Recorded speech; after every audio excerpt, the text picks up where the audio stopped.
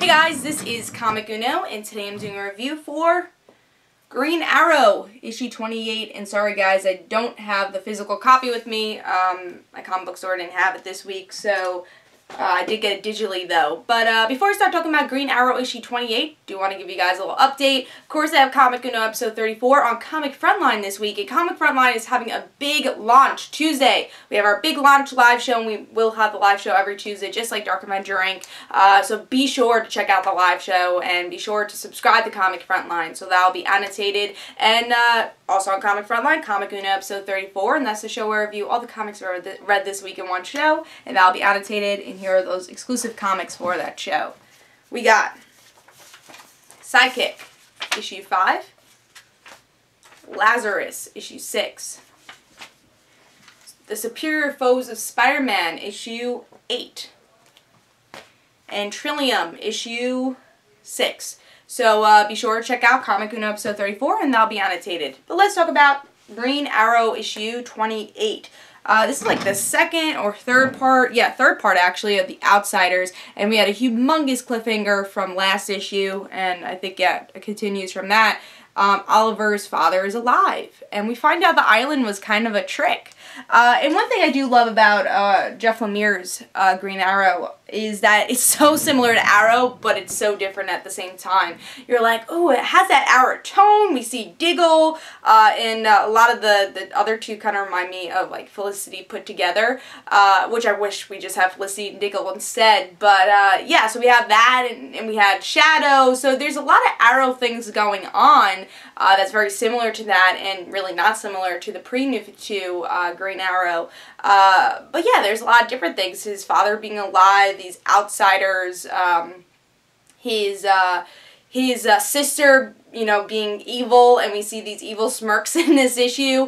But I do like that, you know. In this issue, we get to see Oliver's father was alive and tormented Oliver on the island to see if he was ready to be part of the Arrow clan. So all of it was a test, and Oliver's upset about this because Shadow tricked him to go on the island again. Oliver's dad tricked him for, what, 5 years when he was on the island. So he feels like he's been lied to, and he just wants to escape all of this. So, but then there's one person that tries attacking them on the island, which is the Outsiders. And then we have the other story with Oliver's sister, who's still really creepy. She's smiling at her, I guess her fake father or whatever, the person who's taking care of her right now. The villain, I think it's not Vertigo. I can't think of the person who's actually the father right now. But Komodo, who is her father, really. So she's smiling, and, you know, the father's trying to take over the clan and be the head of the Arrow clan. So she's smiling, like, yeah, daddy, kill people. So it's kind of freaky. That's definitely the freakiest part, is this little girl really wants to see her father kill everybody. She's like, you're gonna kill them, right? Why don't you just kill them? So it's a little freaky, and knowing that's Oliver's sister also, how will she go into the fold after this story arc, and after probably Komodo dies, or she's probably gonna have to go in Oliver's care somehow.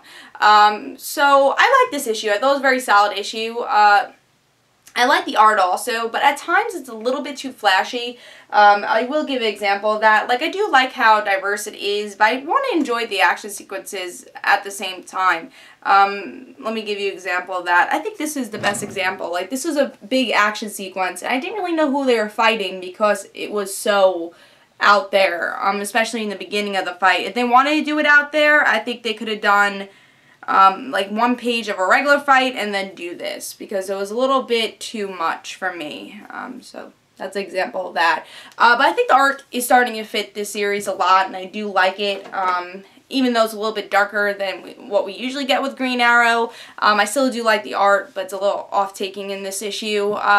Yeah, but still a very solid issue. Nothing that totally blew my mind, and I still don't think this series really blows my mind. And honestly, when I really read this issue, I think a little bit too much about Arrow. Like, especially since Arrow was just on yesterday. I'm like, how about this happen? Oh, remember when that happened in Arrow? So maybe sometimes is a little bit too similar, where you want things from Arrow to be in this comic at a lot of times.